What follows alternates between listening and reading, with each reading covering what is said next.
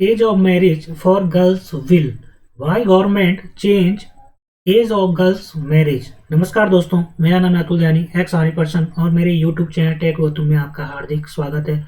आज हम इस वीडियो में इम्पोर्टेंट टॉपिक के बारे में बात करेंगे जो रिसेंटली 17 दिसंबर को गवर्नमेंट ने लोकसभा में पारित कर दिया। जो गर्ल्स की एज थी उसको 18 से बढ़ाकर 21 साल कर दिया गया है। तो क्या इसके एडवांटेज हैं और क्या इसके डिसएडवांटेज हैं, और पास्ट में कब कब यहाँ पे गर्ल्स की एज और बॉयज़ की एज में बढ़ोतरी हुई है, कब कब हुई है और कौन से एक्ट के थ्रू ये हुआ है, वो हम यहाँ सब कुछ इस वीडियो में जानेंगे। तो चलिए वीडियो यहाँ पे शुरू करते हैं।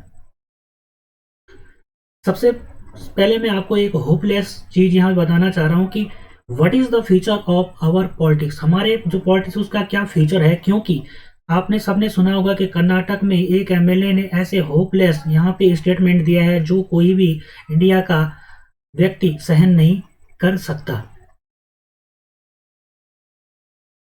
तो उन्होंने यहाँ पे जो एज गवर्नमेंट ने बढ़ाई उससे रिलेटेड यहाँ पे होपलेस स्टेटमेंट दिया, उसके बारे में आप यहाँ पे आगे बात करेंगे। गवर्नमेंट ने जो एज है वो 18 से 21 साल की है। 17 दिसंबर को लोकसभा में ये पारित किया गया है और ये 43 साल बाद हो रहा है यहाँ पे जब उम्र में बदलाव हो रहा है। सबसे पहले 1978 में क्या हुआ था, जो एज थी लड़कियों की वो 15 से 18 साल उसको किया गया था।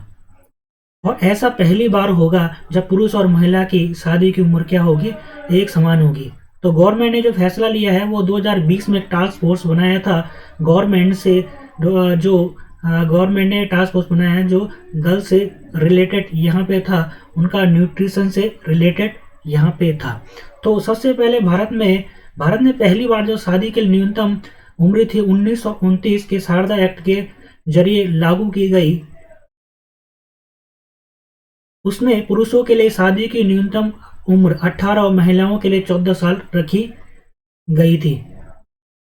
उसके बाद 1949 भारत जब स्वतंत्र हो गया उसके बाद यहाँ पे जो एज थी वो 18, पुरुषों के लिए तो 18 रही, पर लड़कियों के लिए वो 14 से 15 साल कर दी गई थी।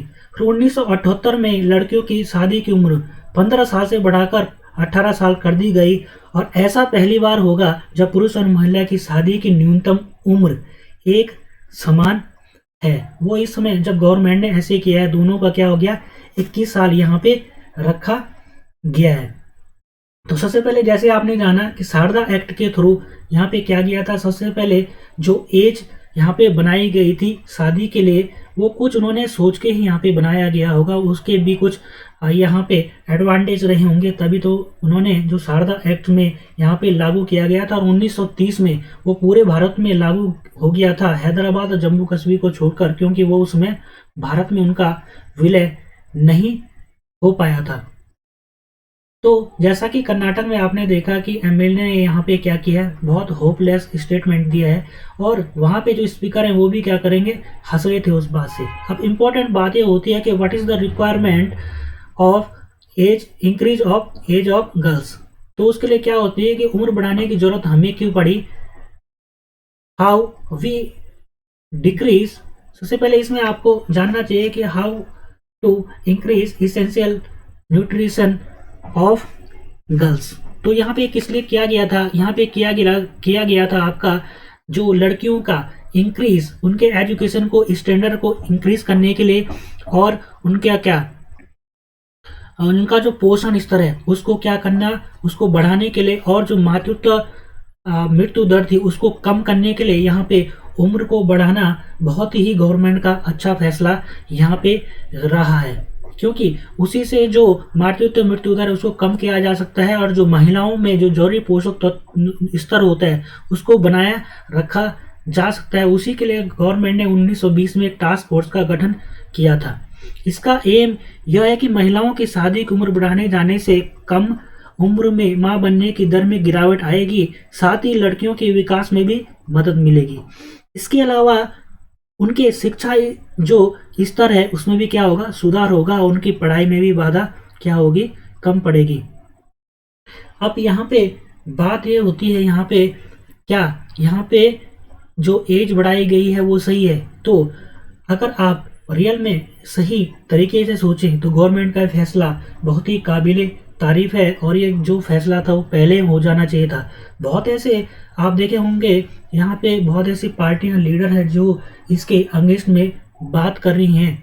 तो वो क्या होता है कि जब गवर्नमेंट होता है विपक्ष तो उसमें सवाल उठाते ही रहते हैं। तो हम इन सवालों पे हमने ध्यान नहीं देना है, और हमने जो सही चीज़ है उसके लिए सही बोलना है, और जो गलत चीज़ होती है उसके लिए क्या करना है, हमने यहाँ पे गलत ही बोलना है। तो 17 दिसंबर को जो गवर्नमेंट ने यहाँ पे लोकसभा में बिल पारित करके और जो लड़कियों की एज है वो 18 से 21 साल तक यहाँ पर बढ़ाई है। तो जैसे हमने देखा कि सबसे पहले जो भारत में पहली बार जो शादी के लिए जो न्यूनतम उम्र 1929 में शारदा एक्ट के जरिए लागू की गई थी। 1929 से पहले यहाँ पे भारत में जो एज लिमिट थी यहाँ पे शादी के लिए न्यूनतम आयु थी वो उस समय नहीं थी, और उस समय कभी भी शादी हो जाया करती थी। तो गवर्नमेंट ने यहाँ पे सोचा था 1929 में, और उस समय क्या किया यहाँ पे शारदा एक्ट को लागू किया गया था। तो शारदा एक्ट जो लागू किया गया था वो ब्रिटिश टाइम पे हुआ था, क्योंकि हमारा जो भारत स्वतंत्र हुआ वो आपका 1947 में हुआ था। तो आज़ादी के बाद उसके बाद यहाँ पे क्या हुआ था 1978 की हम बात करेंगे यहाँ पे। तो शारदा एक्ट जो यहाँ पे हुआ था उसमें क्या किया गया था, पुरुषों के लिए शादी की जो एज थी उसको 18 रखा गया था, और जो महिलाओं की थी वो कितने 14 साल रखा गया था। पर जब 1978 में जो शादी की एज लड़कियों की उसको 14 से 15 साल, उसको क्या किया यहाँ पे 1978 में 15 से 18 साल कर दिया गया। और ये जो टाइम है यहाँ पे 2021 में यह पहली बार होगा जब जो गर्ल्स होगी या बॉय, और दोनों की क्या होंगी एज समान होंगी, 21 साल होंगी शादी के लिए। और ये बहुत ही जरूरी था कि दोनों का जो एज थी वो आपका क्या होगा, बराबर हो जाएगी इस टाइम पे। और जब हम यहाँ पे बात करें 1978 की, यहाँ पे बात करें पुरुष और महिलाओं दोनों के लिए शादी की जो न्यूनतम उम्र थी वो 18 और 15 साल से बढ़ाकर 1978 में कितना कर दिया, जो बॉयज थे उनके लिए तो यहाँ पे 18 से बढ़ाकर 21 साल कर दिया, और जो गर्ल्स थी यहाँ पे उसके लिए एक आपका 15 साल